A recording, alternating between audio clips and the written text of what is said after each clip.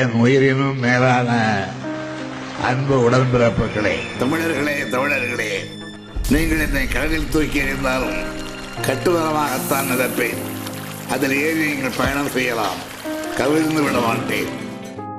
நான் சொல்லுகிறேன், என்னுடைய வயதிலே 2 நீங்கள் எடுத்துக் கொள்ளுங்கள். 2 மட்டும்தான். அவ்வளவு நாள் இருக்கிறனோ இல்லையோ தெரியாது. எனக்காக யாரும் கவலைப்பட போவதில்லை. என் மனைவி மட்டும்தான் கவலைப்படுவாள். ஆனால் அவளுடைய சகோதரனுக்கு 2 வயது நான் கொடுக்கிறேன் என்று தெரிந்தவுடன் மிகவும் ஆனந்தப்படுபவளும் அவள் தான். ஆக்சிடென்ட் ஆகி அந்த டிரைவருக்கும் ஹஸ்பண்டுக்கும் அடிபட்டு மயக்க நிலையில் இருந்தாங்க. அப்போ அந்த ஒய்ஃப் என்ன பண்ணுறதுன்னு தெரியாமல் கதறி அழுதுகிட்டு இருந்தாங்க. கடவுளே, என்னோட புருஷனை காப்பாற்றுங்க, உங்களுக்காக நான் 108 தேங்காய் உடைக்கிறேன், 108 பால் குடம் தூக்குறேன், இப்படின்னு கத்திக்கிட்டு இருந்தாங்க. இப்போ அந்த சைடில் போன ஒரு பெரியவர் அவங்கக்கிட்ட செல்ஃபோன் இருக்காமா அப்படின்னு. இப்போ மயங்கியிருந்த அவங்களோட ஹஸ்பண்டோட பாக்கெட்லேருந்து அந்த செல்ஃபோன் எடுத்து கொடுத்து, நீங்கள் 108 தேங்காய்லாம் உடைக்க வேணாம், 108 பால் குடம்லாம் தூக்க வேணாம், நீங்கள் 108க்கு ஃபோன் பண்ணுங்க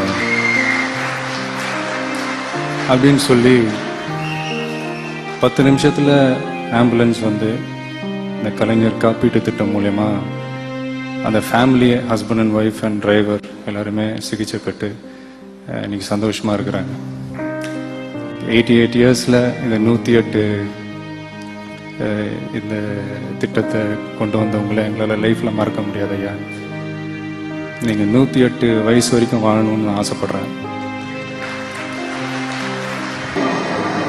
கலைஞர் அவர்கள் என்னுடைய நண்பன், அடிமை நண்பன். 13 ஆண்டுகள் ஆட்சியில் இல்லைன்னு சொன்னா கூட கட்சியை காப்பாற்றினார், கட்டி காப்பாற்றினார். எவ்வளவு பெரிய கட்சி, அந்த கட்சியில் எத்தனை தலைவர்கள் உருவாக்கி இருக்காங்க. அவங்க எல்லாரும் எந்த ஒரு மனசு விசாபம் இருந்தா கூட எப்படி கட்டி வச்சிருந்தாங்க தலைவர்.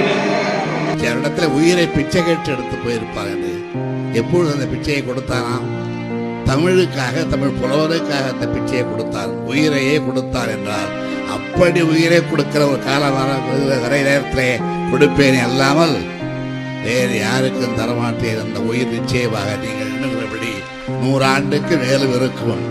அதற்குள்ளே கொடுக்க வேண்டும் என்றால் அது தமிழுக்காக, தமிழருக்காக, தமிழ்நாட்டுக்காக, தமிழ் கலைக்காக, தமிழ் பண்பாட்டுக்காக, தமிழ் இலக்கியத்திற்காகத்தான்.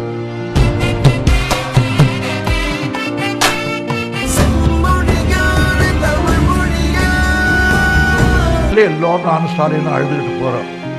அவர் போயிட்டு அங்கே வச்சு ஒரு எக்ஸ்ரே எடுத்து போனாங்க. அப்படியே மயக்கத்திலே இருந்தார். சார், அந்த நர்ஸு சொன்னான், சார் நான் சொல்லும் போது மூச்சை நிறுத்திடணுன்னா. இவர் சொன்னார், அது நிறுத்தக்கூடாதுன்றதுக்கு தானே நான் இங்கே வந்து